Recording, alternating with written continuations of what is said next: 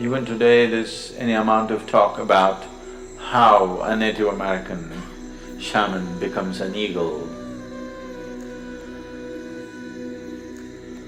Here, the occult scientists evolved other kinds of method.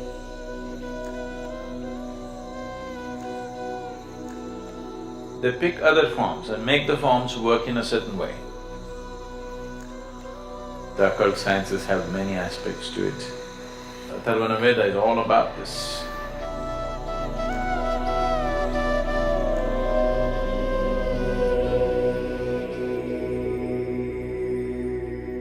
In Native American cultures, they believe animal spirits play a role in human life. What is your understanding of the nature of the relationship between human energy and animal energy?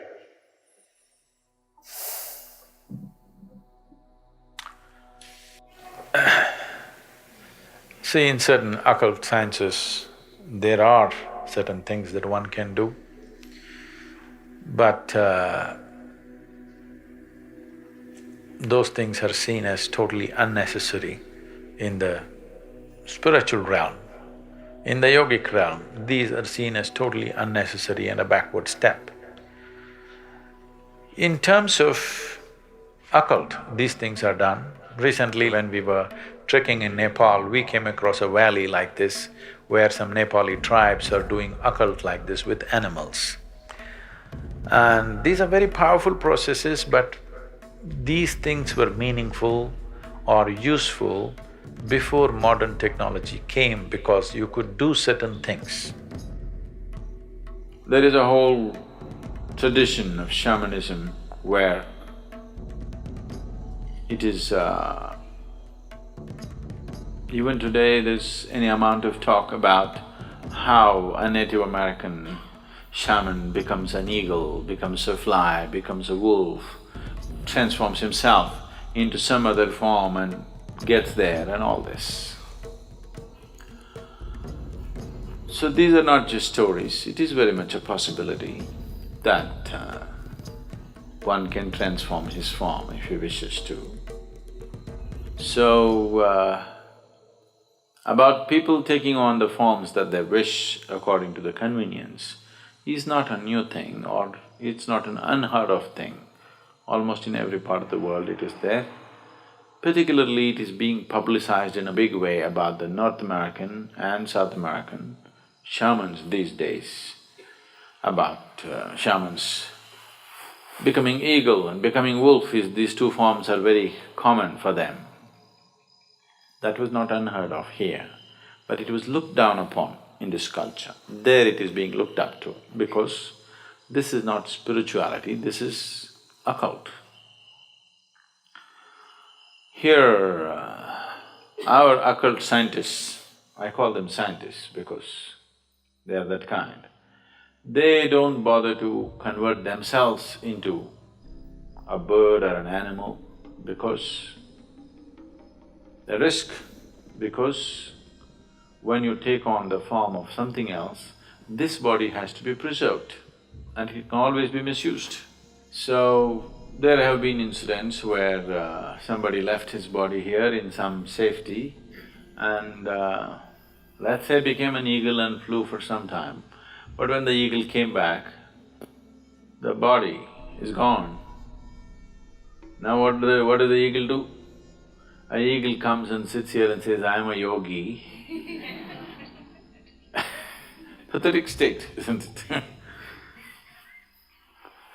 Because you cannot fly, you think being an eagle is a big thing. Being an eagle is not a big thing. Though he flies high, he's only looking down all the time. It's better to sit here and look up rather than go up and look down. Really. So, here, the occult scientists evolved other kinds of methods. That is, they themselves do not take on other forms, they pick other forms and make the forms work in a certain way. They will take a certain animal, usually One thing that is heavily used is a chicken. Oh, you think that's a waste, huh? You know, the chicken has to be young and vibrant chicken, uncooked. So, release the chicken's life and use that life form to do certain things for you. Rather than you taking on the chicken's body, you make that chicken do things controlled by a remote-controlled chicken, all right?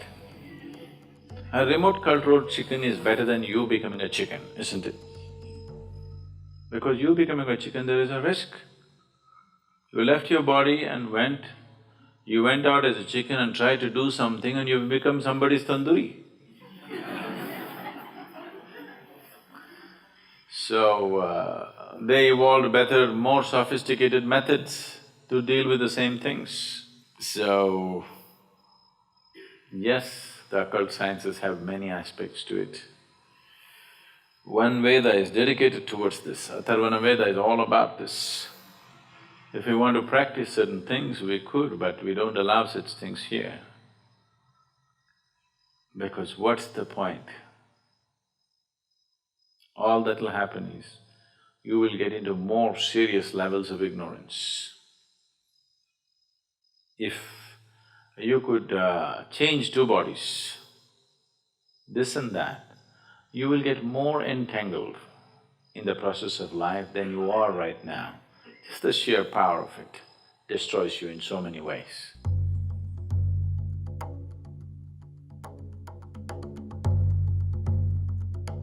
Occult was a very useful process when there was no modern technology.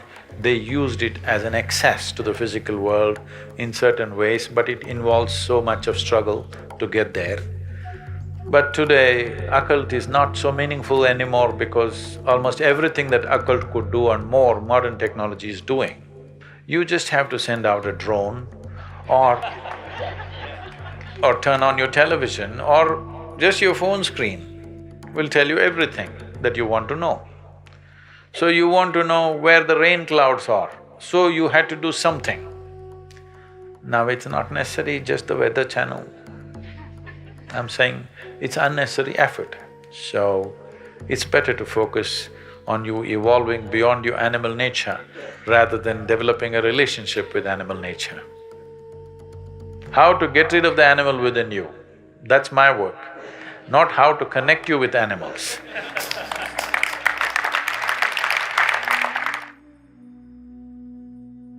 The corpses walk in the tantric rituals.